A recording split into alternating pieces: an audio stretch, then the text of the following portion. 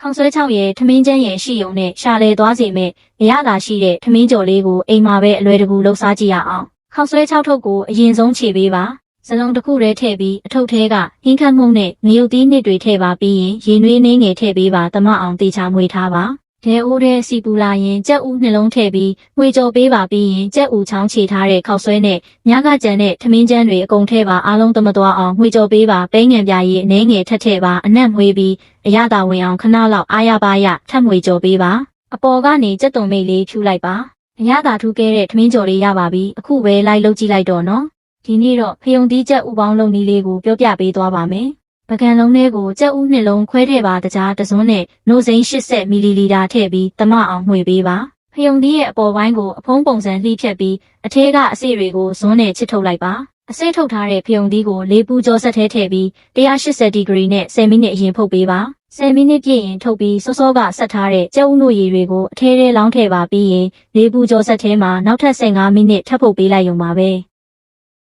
ဒီနေ့တော့ဘဲပေါက်စီလုံနီးလေးကိုမျှဝေပေးသွားပါမယ်။လျှက်စစ်ထမင်းအိုးထဲကိုအနီအောင်ဘဲစီ၄ခွက်ထည့်ပါရေစင်အောင်ဆေးပြီးရေ6ခွက်ထည့်ကတညသိပ်ဤနေအောင်စိန်ထားပါ။စိန်ထားတဲ့ဘဲတွေကိုထမင်းအိုးထဲတိုက်ရိုက်ထည့်ပြီးပုံမှန်ထမင်းချက်သလိုပဲနူးဤအောင်ချက်ပေးပါဘဲတွေနူးသွားရင်တကြားဖြူထည့်ပြီးတမအောင်တေချာမှွေပေးပါ။ဂျုံမှုန့်ထဲကိုတဆေးထည့်ပြီးတမအောင်မှွေပါ။ရေနွေးနွေးလေးထည့်ပြီးမုံသားလုံးရလွယ်တဲ့အထိတေချာနေပေးပါ။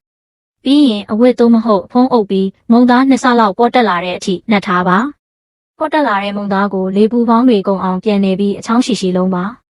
မုံသားကိုအပိုင်းအစတညီတည်းဖြစ်အောင်လှီးဖြတ်ပါ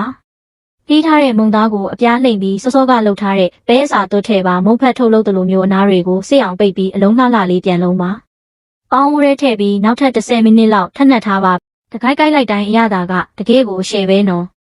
ထိုင်းစတိုင်တင်မောဒီထောင်ပြုလုပ်နည်းချင်းငန်ဆက်အရသာ3မျိုးနဲ့ရှာပေါ်မှာဆွဲကြံနေစေမဲ့ထိုင်းစတိုင်တင်မောဒီထောင်းစစ်ကိုအိမ်မာတင်အလွယ်တကူထောင်းစားကြမယ်